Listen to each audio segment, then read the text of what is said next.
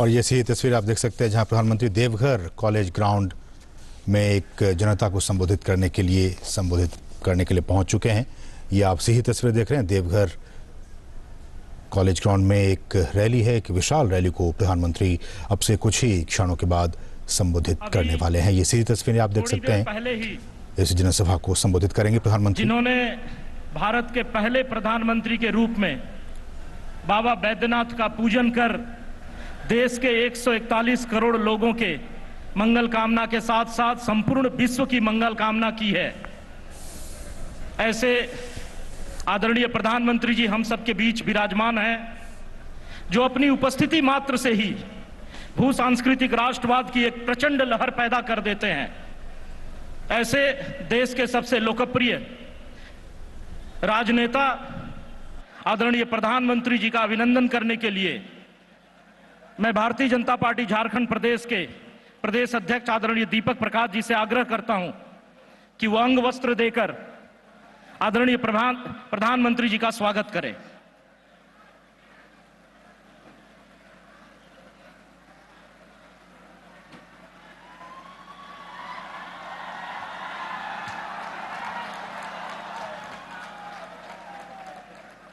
मैं भारतीय जनता पार्टी नेता विधायक दल और राज्य के प्रथम मुख्यमंत्री आदरणीय बाबूलाल मरांडी जी से आग्रह करता हूं कि वो भगवान बिरसा मुंडा जी का एक प्रतीक चिन्ह देकर आदरणीय प्रधानमंत्री जी का अभिनंदन करें।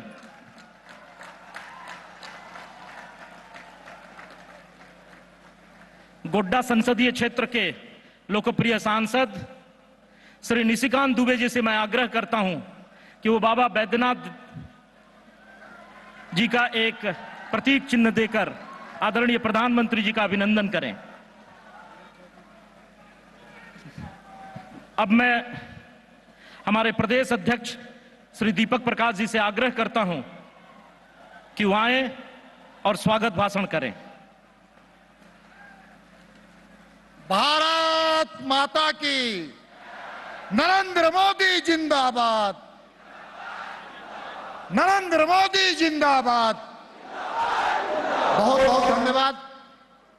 आज के इस अभिनंदन रैली में हम सब लोगों के बीच में दुनिया के सर्वाधिक लोकप्रिय नेता, भारत के यशस्वी प्रधानमंत्री, भारत के 141 करोड़ों के दिलों में राज करने वाले सम्मानित मान्यवर नरेंद्र मोदी जी, मंच में बैठे हुए सभी सम्मानित हमारे नेतागण और सम्मानित मंच उपस्थित इस रैली में उपस्थित कोने कोने से आए हुए भारतीय जनता पार्टी के कार्यकर्ता, समर्थक और आम मतदाता और प्रेस और मीडिया के हमारे सम्मानित मित्रगण, सबसे पहले मैं झारखंड की 3.5 करोड़ जनता की ओर से, झारखंड के 3.5 करोड़ जनता की ओर से, भारतीय जनता पार्टी के एक एक कार्यकर्ता की ओर से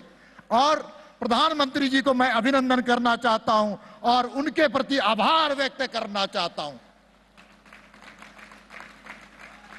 बाबा की नगरी में हम उनका अभिनंदन कर रहे हैं।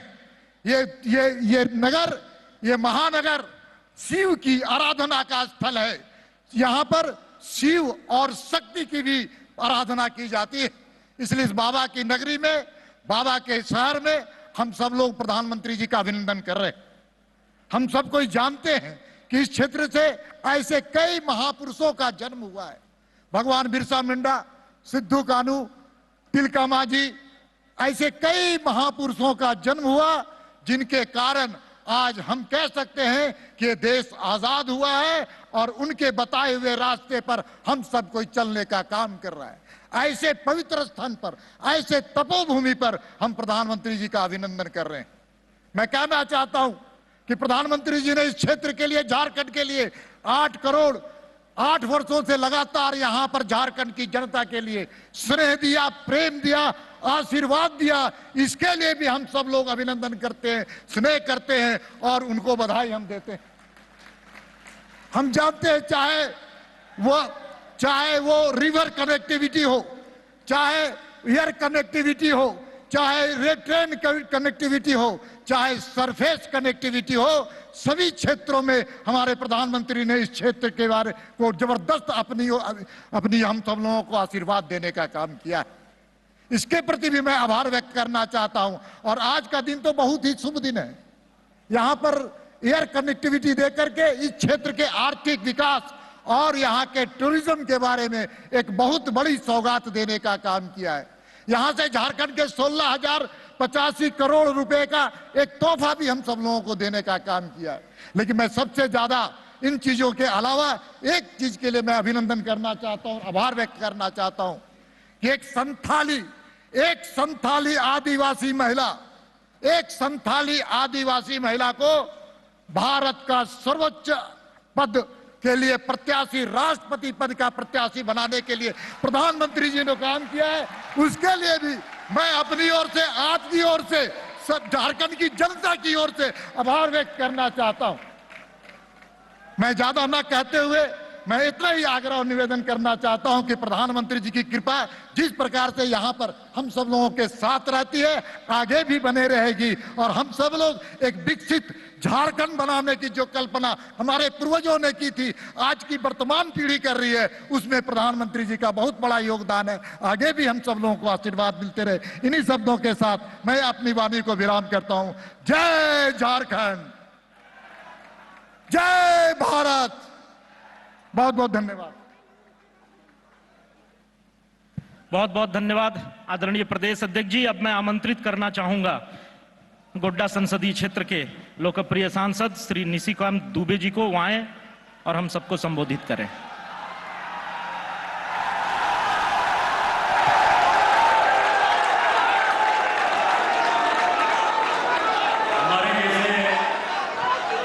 छोटे और सामान्य कार्यकर्ता का उत्साहवर्धन के लिए आए हुए दुनिया के सबसे लोकप्रिय गरीबों के, दलितों के, आदिवासियों के, वंचितों के, महिलाओं के मसीहा, हमारे अभिभावक, इस देश के लोकप्रिय प्रधानमंत्री श्री नरेंद्र मोदी जी और मंचासीन मंच, सिद्धो कान्हो, चांद भैरव, बिरसा मुंडा, तिलका मांझी का तो ये क्षेत्र है ही। ये जो देवघर है, माननीय प्रधानमंत्री जी महर्षि अरविंद के नाना राजनारायण बोस यहीं मरे, वो 20 साल तक वो यहीं रहे। ईश्वर चंद्र विद्यासागर की भी ये भूमि है, उनका आखिरी जीवन यहीं बीता। 1908 में महर्षि अरविंद के साथियों ने जो बम विस्फोट किया, वो भी यहीं बम विस्फोट देवघर में हुआ। रविंद्रनाथ टैगोर यहीं शांति निकेतन बनाना चाहते थे, उन्होंने 200 एकड़ यहां जमीन लिया था। महात्मा गांधी की बात मैं बोल चुका हूं, लेकिन मैं अपनी बात 2 मिनट में समाप्त करूंगा। आज आप यहां आए हैं, राम को जैसे केवट मिला, निषाद मिला। ये देवघर कॉलेज जो है, इस देवघर कॉलेज में मेरे 2 मामा प्रोफेसर रहे, जिस कॉलेज कैंपस में ये कार्यक्रम हो रहा है। और उसमें एक मामा जेल गए, 19 महीने इमरजेंसी में जेल गए। मैं यहीं पैदा हुआ, यहीं पढ़ता था। और जब इमरजेंसी में वो जेल चले गए तो मेरे पिताजी जो इरिगेशन डिपार्टमेंट में काम करते थे, यहीं कहीं भीड़ में मेरे माँ, पिताजी और सारे परिवार के लोग बैठे हुए हैं, माननीय प्रधानमंत्री जी, उनको बर्खास्त कर दिया गया। और मैं गांव चला गया। फिर मामा रिलीज हुए, वो भारतीय जनता पार्टी के पहले अध्यक्ष थे यहां देवघर जिला के। मेरी सिस्टर जो है यहीं पढ़ती थी, इसी देवघर कॉलेज में। और दशहरे का समय था, वो गांव गई, पेट में दर्द हुआ, गांव में रोड नहीं था, कोई डॉक्टर नहीं था। ट्रैक्टर से ले जाते हुए मेरी छोटी बहन का डेथ हो गया। और आप समझ सकते हैं कि आज आपने जब एम्स दिया, जब मैं एम्स जाता हूं तो मुझे सभी में अपनी बहन ही दिखाई देती है कि मैं अपनी बहन का जान नहीं बचा पाया, लेकिन आपने जो है ये बड़ा काम कर दिया। आपने बहुत उपकार किया, शायद जनता इसको कभी नहीं भूलेगी। आप आए इन्हीं शब्दों के साथ। जय हिंद, जय भारत। बहुत बहुत धन्यवाद आदरणीय सांसद महोदय। अब मैं आमंत्रित करना चाहूंगा राज्य के प्रथम मुख्यमंत्री और नेता भाजपा विधायक दल आदरणीय बाबूलाल मरांडी जी को, वो आए और हम सबों को संबोधित करें।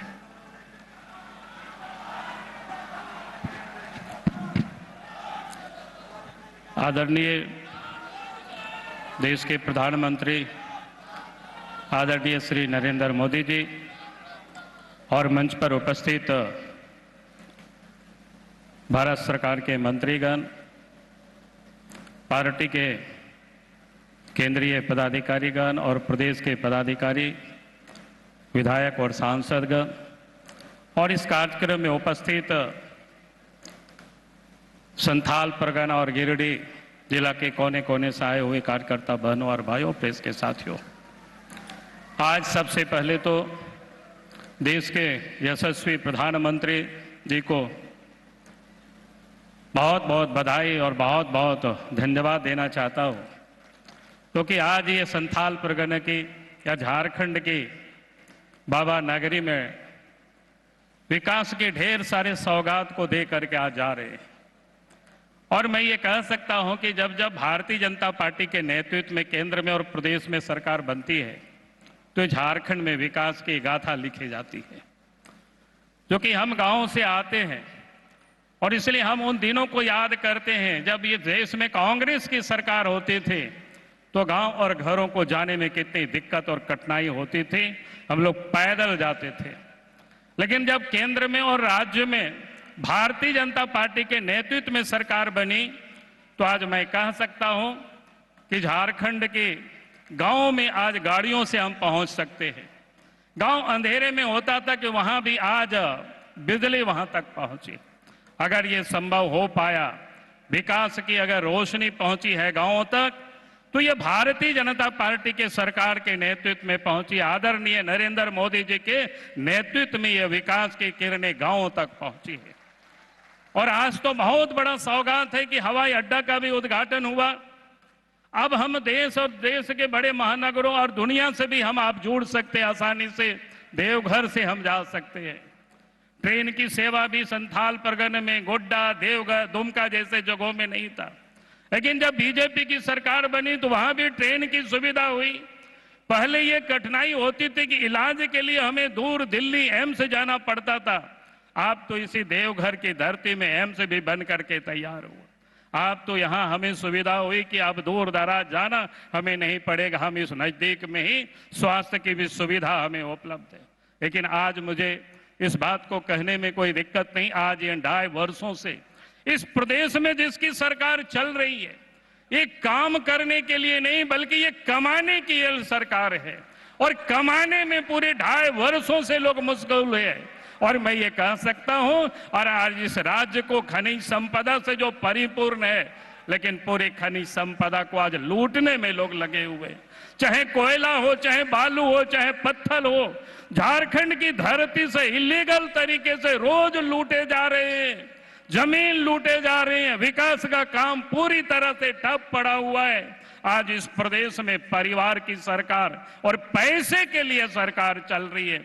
और इसीलिए मैं आप सब, चूंकि यहाँ संथाल परगना और गिरिडीह के कार्यकर्ता यहाँ उपस्थित है, जनता उपस्थित है, मैं आप सब लोगों से ये बात जरूर निवेदन करूंगा कि आज जो सरकार है उनकी जो प्राण है इसी संथाल परगना की धरती में बसता है। अब हमें उसके प्राण को यहीं से सुखा देनी है और संथाल परगना में भारतीय जनता पार्टी के नेतृत्व में यहां से भी हमें आने वाला समय झारखंड में हम सब लोग सरकार बनावे, तभी ये जो आज जो विकास का काम ठप पड़ा हुआ है, राज्य को जो लोग लूट रहे हैं, वो सारे तभी ये बंद हो सकेगा, तभी ये झारखंड का विकास होगा।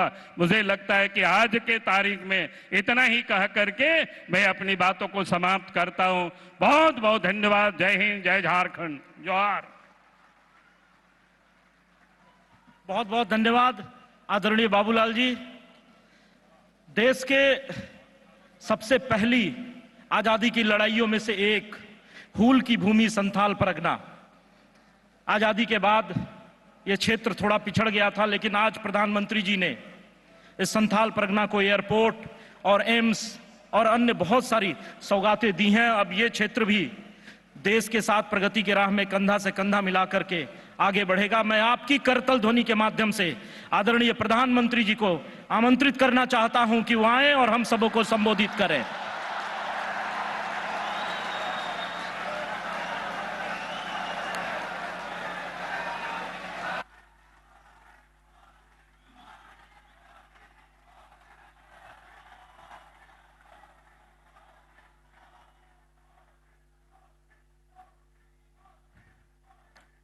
बाबा बैद्यनाथ की,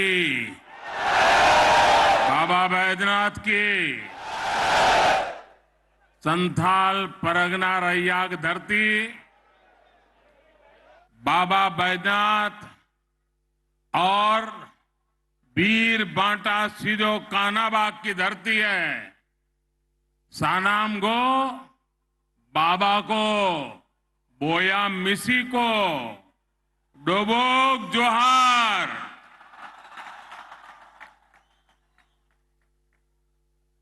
अपने सनी के नमस्कार। की हालचाल है?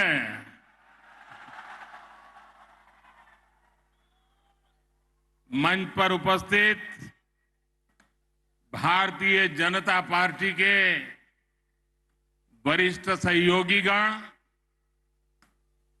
केंद्रीय मंत्रिमंडल के मेरे साथीगण, संसद के मेरे साथीगण, विधायकगण और देवघर के मेरे प्यारे भाई और बहनों, कल देवघर की दिवाली पूरा देवघर दीप मालाएं प्रज्वलित कर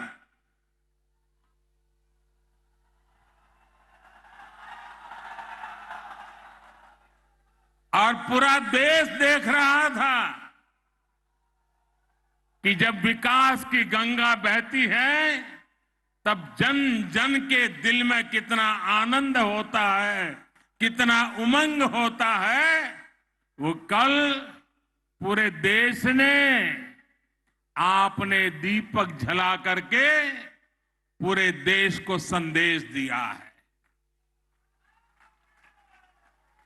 और आज मैं नए नए एयरपोर्ट देवघर से निकला और बाबा के चरणों में जाने से पहले रास्ते में जिस उमंग और उत्साह से आप सब आशीर्वाद देने के लिए आए थे, पूरा झारखंड, पूरा देवघर, पूरा मेरा सांथाल परगना, आपने जो प्यार दिया है, जो आशीर्वाद दिए हैं, मेरे जीवन की एक बहुत बड़ी पूंजी है। एक तरफ बाबा का आशीर्वाद और दूसरी तरफ ईश्वर रूप जनता जनार्दन का आशीर्वाद। दोनों आशीर्वाद कितना बड़ी शक्ति देते हैं वो आप भी जानते हैं, मैं भी जानता हूं। भाइयों बहनों, श्रावणी मेले की तैयारी और अब बाबा धाम में पहले से अनेक रंग रूप से मनेगी। पूरा हमारा महीना उमंग और उत्साह से बीतने वाला है। मुझे भी कुछ समय पहले बाबा धाम पूज्य बाबा के चरणों में जाके दर्शन पूजन अर्चन करने का सौभाग्य मिला। उससे पहले झारखंड के विकास के लिए हजारों करोड़ रुपयों के योजनाओं को भी बाबा के चरणों में और जनता जनार्दन के चरणों में अर्पित किया। आप जनता जनार्दन और विशेष रूप से बाबा धाम में जिस प्रकार सुविधाओं का विस्तार हुआ है, उससे मेरे कांवड़िया और श्रद्धालुओं, उनको तो अनेक प्रकार की सुविधा होने वाली है। जिस नए एयरपोर्ट का शिलान्यास करने में मुझे यहां देवघर आने का सौभाग्य मिला था, आज उसका लोकार्पण करने का अवसर मिला है। आपको याद होगा, पहले योजना की घोषणाएं होती थी, फिर एक दो सरकार जाने के बाद आकर के कोई पत्थर लगा के जाता था और पत्थर लटकता रहता था। दो चार सरकारें चलने के बाद कोई और आता था, फिर वो ईंट लगाना शुरू करता था। और पता नहीं कितनी सरकारें जाने के बाद एक योजना सामने दिखती थी। आज हम उस कार्य संस्कृति को लाए हैं, उस राजनीतिक संस्कृति को लाए हैं, उस गवर्नेंस के मॉडल को लाए हैं कि जिसका शिलान्यास हम करते हैं उसका उद्घाटन भी हम करते हैं। हम जनता के हक के पाई पाई की कीमत समझते हैं, जनता के पसीने से आए हुए पैसों का मूल्य समझते हैं और इसलिए जनता जनार्दन का एक पैसा भी बर्बाद न हो जाए, पैसों का समय पर उपयोग हो और पैसों का जो उपयोग हो वो जनता जनार्दन के लिए काम आए, इस संकल्प को लेकर के हम चलते हैं। साथियों, आपने अपना स्नेह देकर मुझे जिस तरह अपना ऋणी बना लिया है उसको मैं तेज विकास करके, सबका विकास करके चुकाने का ईमानदारी से प्रयास करता रहा हूं, करता रहूंगा। आज 16,000 करोड़ रुपए से ज्यादा की ये योजनाएं इसी दिशा में एक महत्वपूर्ण कदम है।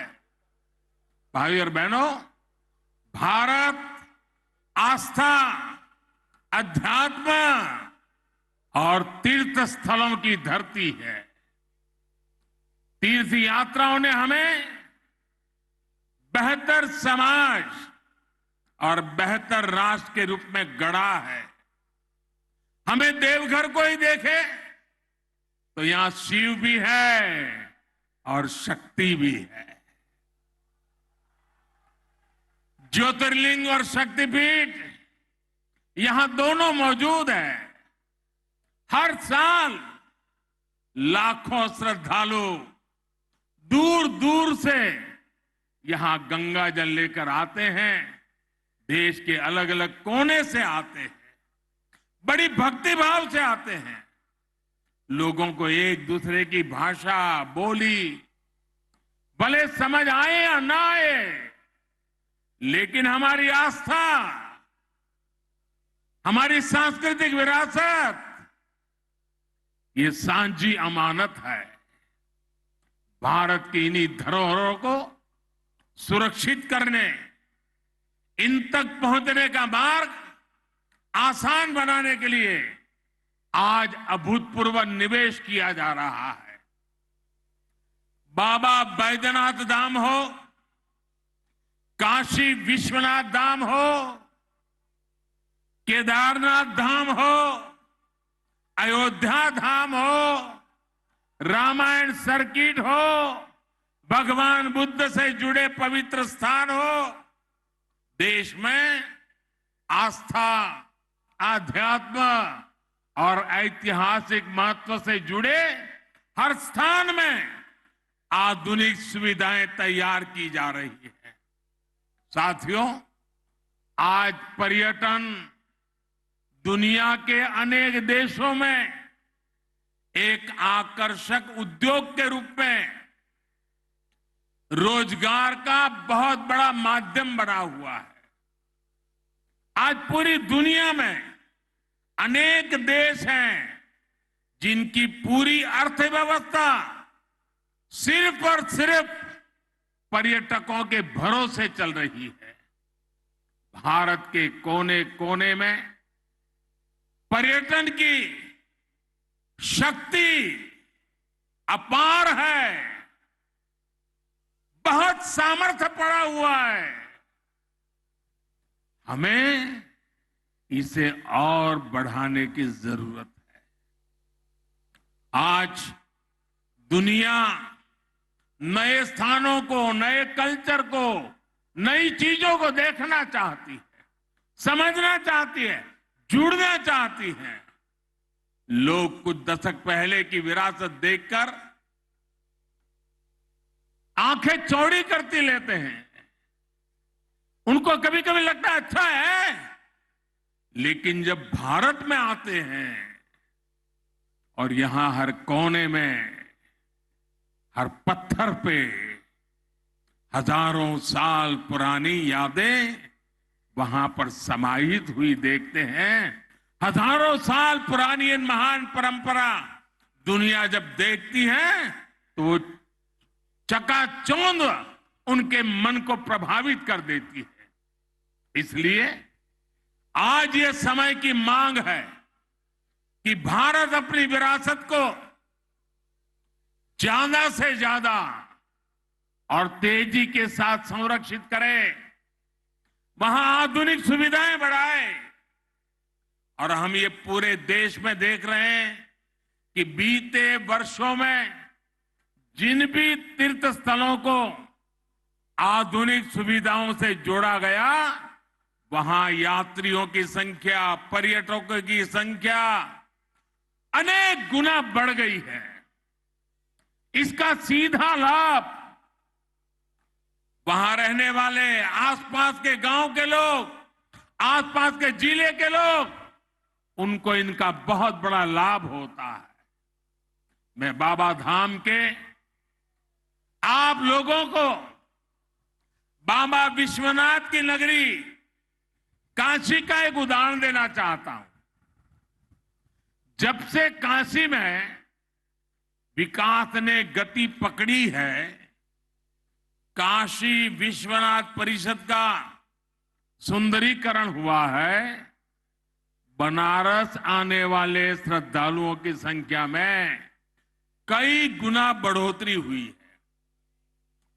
3 साल पहले की तुलना में इस साल वाराणसी में अभी तक 3 गुना अधिक यात्री आए हैं। इस वृद्धि के चलते होटल वाले हो, ढाबे वाले हो, नाव वाले हो, ऑटो रिक्शा वाले हो, फूल पौधे बेचने वाले हो, पूजा का सामान बेचने वाले हो, इतना ही नहीं, चाय बेचने वालों को भी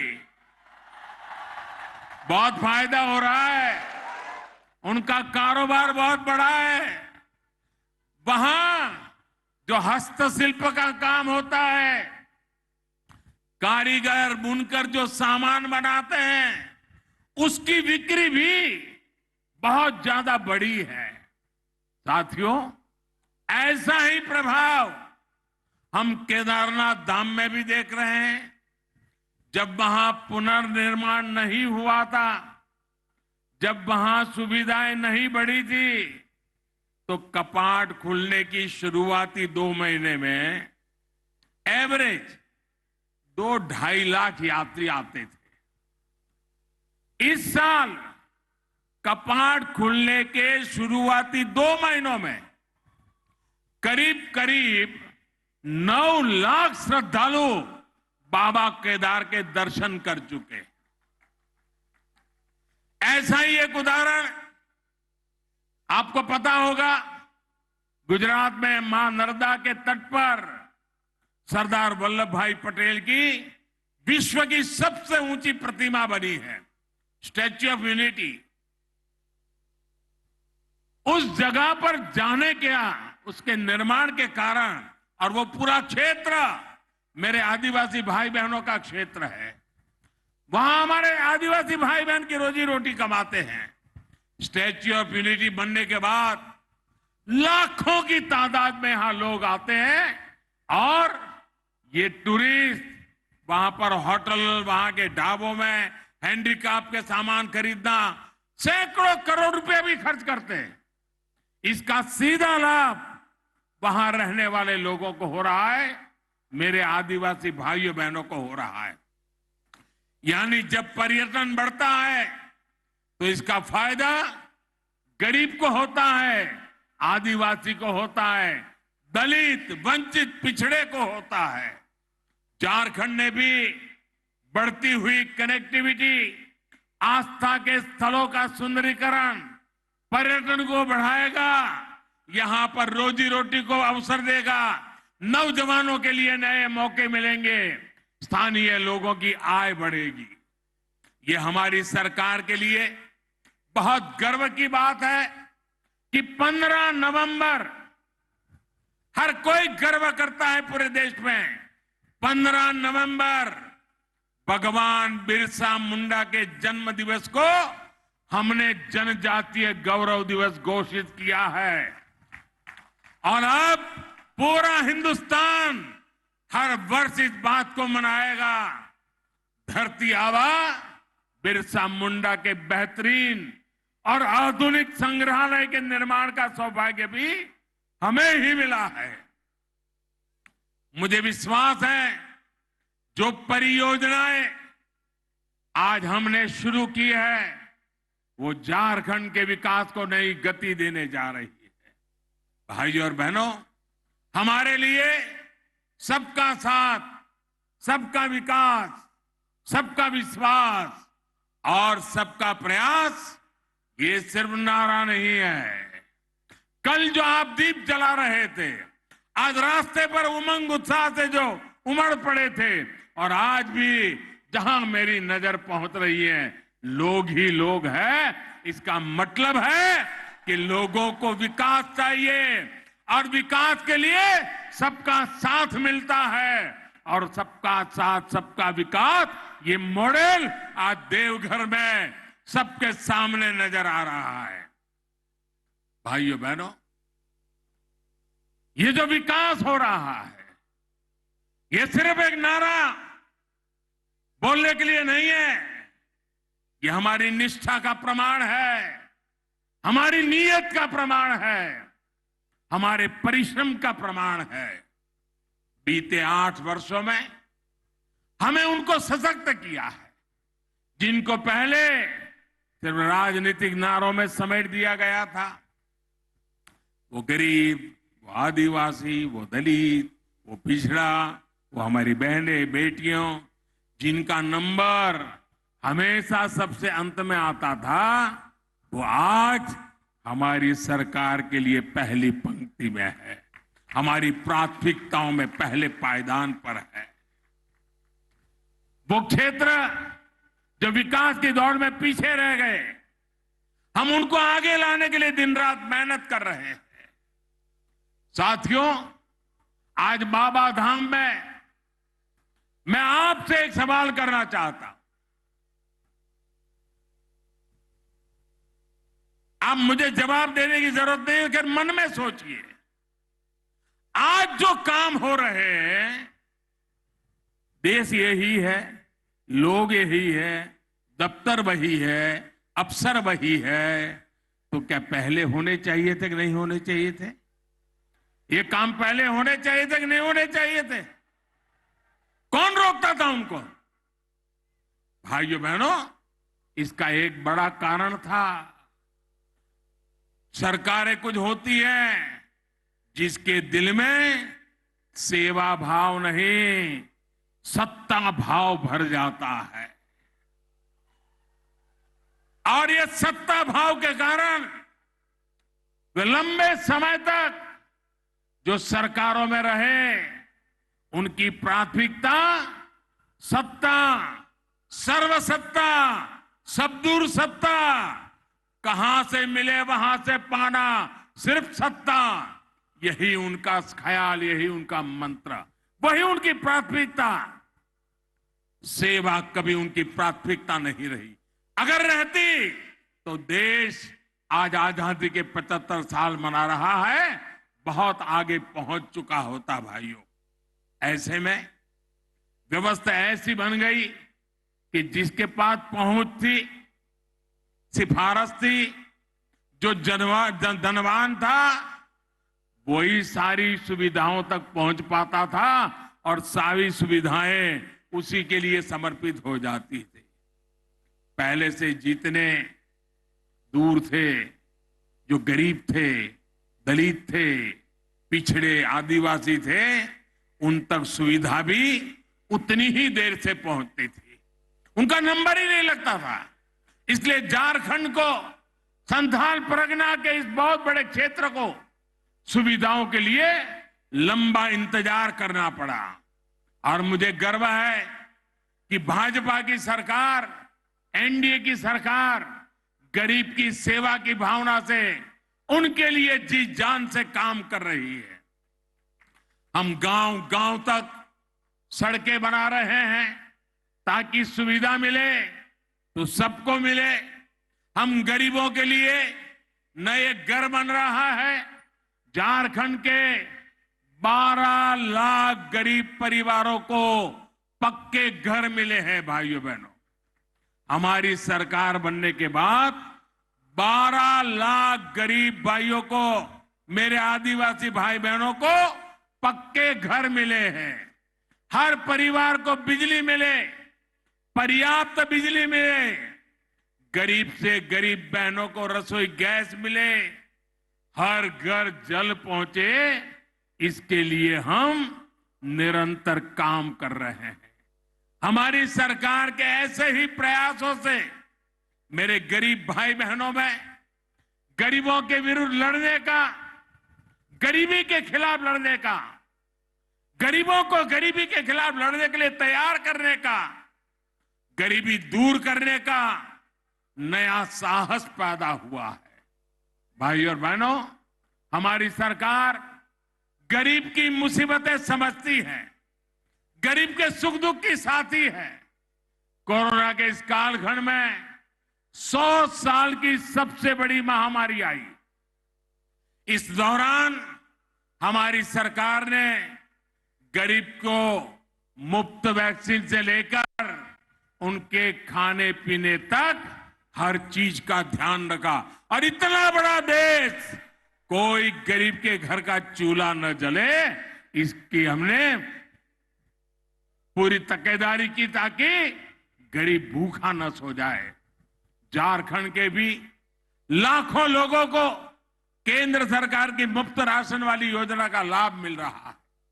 भाई और बहनों, आज मुझे एम्स देवघर में नई सुविधाएं शुरू करने का भी मौका मिला है। झारखंड में स्वास्थ्य सेवाओं की बेहतरी के लिए हम निरंतर काम कर रहे हैं। यही झारखंड की धरती है जहां से जब रघुवर दास जी मुख्यमंत्री थे, आयुष्मान भारत योजना का उद्घाटन प्रारंभ यही झारखंड से हुआ था। इस योजना के तहत देश के 3 करोड़ गरीब मरीजों को मुफ्त इलाज मिल चुका है। इसमें झारखंड के भी 12 लाख से अधिक बहन भाइयों ने इसका लाभ लिया है। इन लोगों ने अस्पताल में भर्ती होकर अपना मुफ्त इलाज कराया है। आप कल्पना कर सकते हैं, इससे सिर्फ झारखंड के गरीबों को ही 1400 करोड़ रुपए, अगर ये योजना न होती तो उनको अस्पताल के 1400 करोड़ रुपए का बिल भरना पड़ता। आज इस योजना के कारण झारखंड के लोगों के जेब में वो 1400 करोड़ रुपया बच गया है। मेरे भाइयों बहनों, सोचिए, इतना पैसा खर्च करके इलाज करने के बजाय मेरा गरीब भाई बहन तो यही सोचता कि भाई कुछ नहीं करना है, थोड़ी तकलीफ होगी, अब कितने दिन जीना है। भाइयों बहनों, वो दवाई न करवाते, घर पे बैठे रहते। मेरी माताएं तो बताती भी नहीं कि मुझे पीड़ा हो रही है, क्योंकि मां को रहता है कहीं बेटे को कर्ज हो जाएगा, वो दर्द झेलती रहती। लेकिन मां, तेरे बेटे पर कर्ज न पड़े, तेरा दूसरा बेटा बैठा है तेरी चिंता करेगा। लेकिन भाजपा सरकार की योजना गरीब के लिए बहुत बड़ा संबल बनकर आई है। आयुष्मान भारत योजना की वजह से झारखंड के लोगों को, गरीबों को देश के दूसरे बड़े शहरों के अस्पतालों में भी बहुत मदद मिल रही है। यहां देवघर में एम्स बनने से भी गरीबों की बहुत बचत होने वाली है। साथियों, आदिवासी समाज का सशक्तिकरण, उनके बच्चों का उज्जवल भविष्य भाजपा की प्राथमिकता है। ये केंद्र सरकार की नीतियों में साफ साफ झलकता है। देश के 100 से अधिक आकांक्षी जिलों में अनेक जिले झारखंड के हैं, उसमें भी अधिकतर मेरे ये संथाल परगना में है। कुछ महीने पहले ही देश के 44 जनजातीय जिलों में 4G मोबाइल कनेक्टिविटी मजबूत करने के लिए बड़ा फैसला लिया गया है। इसके लिए सरकार लगभग 6,000 करोड़ रुपए खर्च करने जा रही है। इसका लाभ झारखंड के अनेक जिलों में रहने वाले मेरे आदिवासी भाई बहनों, यहां के युवाओं को होने वाला है। इससे जनजातीय जिलों में डिजिटल इंडिया का यानी ऑनलाइन सरकारी सेवाओं का लाभ और बेहतर तरीके से मिल पाएगा। झारखंड एकलव्य मॉडल स्कूलों के नेटवर्क का भी बहुत बड़ा लाभार्थी है। केंद्र सरकार झारखंड में 90 से अधिक एकलव्य स्कूल बना रहा है। भाई और बहनों, झारखंड में प्राकृतिक संपदा भी है और समृद्ध होने का सामर्थ्य भी है। बीते कुछ वर्षों में केंद्र सरकार के प्रयासों से झारखंड का यह सामर्थ्य और बढ़ रहा है। क्या कभी कल्पना की जा सकती थी कि झारखंड पाइप से रसोई गैस और सीएनजी आधारित ट्रैफिक के मामले में देश के अव्वल राज्य में होगा? आज प्रधानमंत्री ऊर्जा गंगा योजना के कारण यह संभव हो रहा है। सिंदरी खाद्य कारखाना जो बंद पड़ गया था, उसे फिर से शुरू करने का काम भी तेजी से चल रहा है। ये झारखंड के किसानों, देश के किसानों को राहत देगा, यूरिया पर विदेशी निर्भरता को कम करेगा। भाई और बहनों, झारखंड के पास देश का अग्रणी औद्योगिक राज्य बनने की हर संभावना मौजूद है। आज संथाल परगना के लिए पहले 4 लेन हाईवे का भी शिलान्यास किया गया है। इससे इस पूरे अंचल में कनेक्टिविटी को विस्तार होने वाला है। साहबगंज में गंगा नदी पर मल्टी मॉडल हब भी बनाया गया है ताकि यहां के उद्योगों को हल्दिया से वाराणसी पर बने नदी जलमार्ग का भी लाभ मिल सकेगा। झारखंड को समुद्री रास्ते से कनेक्ट करने के लिए जो भी प्रयास हो रहे हैं, उससे यहां उद्योग लगाना बहुत आसान हो जाएगा। यहां कच्चा माल भी और जब उत्पादन होगा तो झारखंड यहां के गरीब को, आदिवासी को रोजगार के लिए यहां से कभी उसको बाहर जाना नहीं पड़ेगा। हिंदुस्तान के और कोनों में झुग्गी झोपड़ी में जीने के लिए मजबूर नहीं होना पड़ेगा। और यही तो हमारा सबका साथ सबका विकास का राह है। साथियों, विकास के इन कार्यों के बीच आज मैं आप सभी को एक बात से भी सतर्क करना चाहता हूं।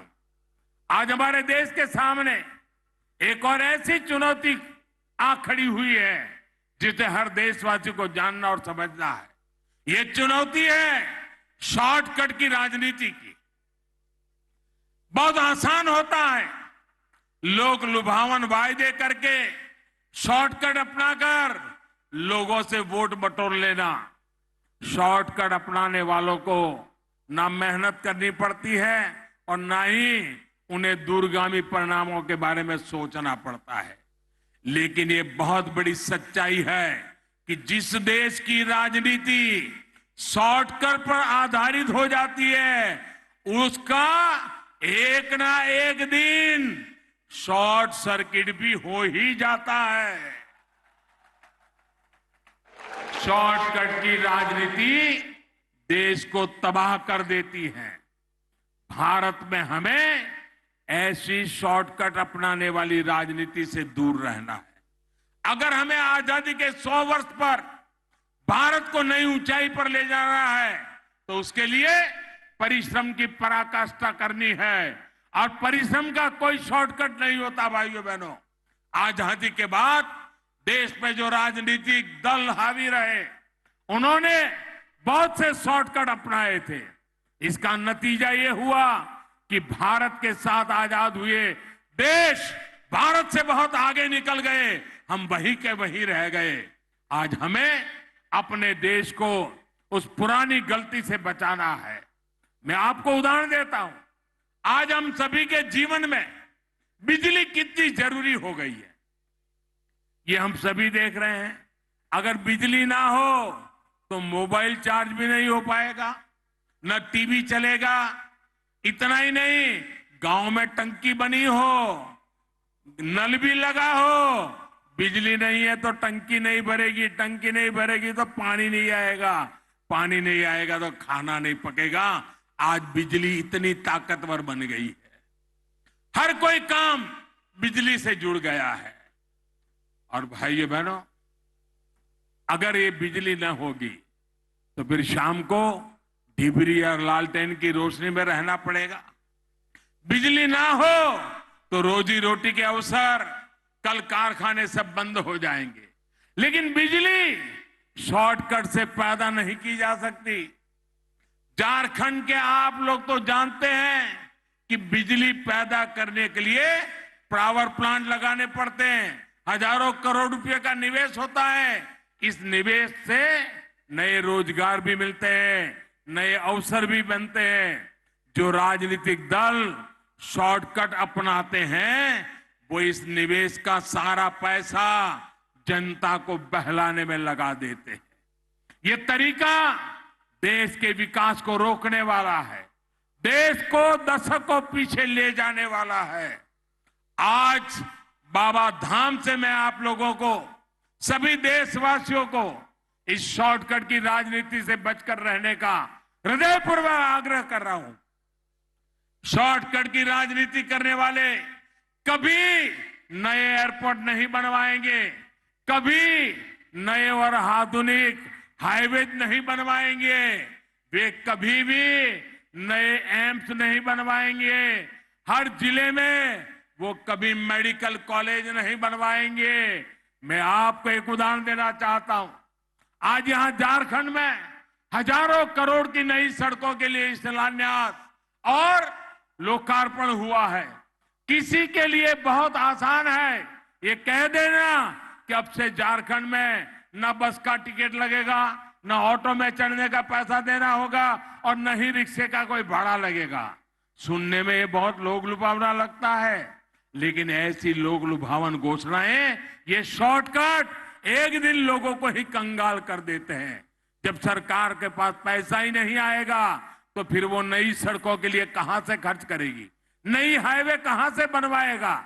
इसलिए ऐसे लोगों से झारखंड के निवासियों को भी सतर्क रहने की जरूरत है। मेरे भाइयों बहनों, आज एक और आग्रह मैं देवघर के लोगों से करना चाहता हूं। आज यहां इतनी सुविधाएं बन रही है तो उनका ख्याल रखने का दायित्व भी मेरे देवघर के भाइयों बहनों का है। देवघर को, बाबा धाम को स्वच्छ रखने की जिम्मेदारी हम सभी भाई बहनों की है। और यात्री आता है, पर्यटक आता है, विदेशी टूरिस्ट भी आता है तो स्वच्छता उसके लिए पहली आवश्यकता होती है। मैं चाहता हूं ये स्वच्छता हम सबकी जिम्मेवारी है।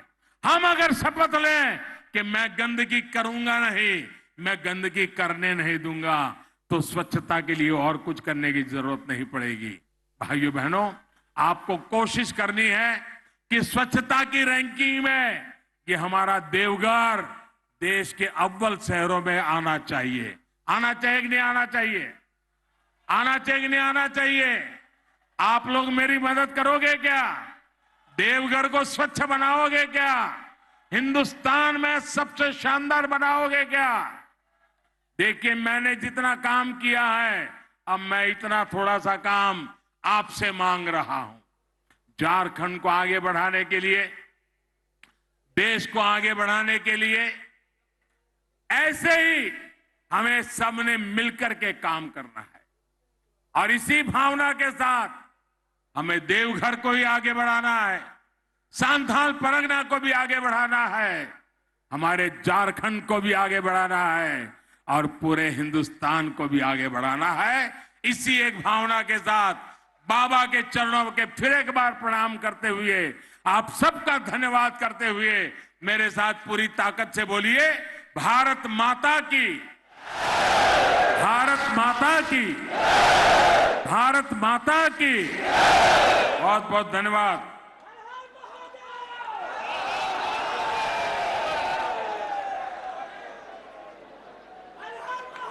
Oh!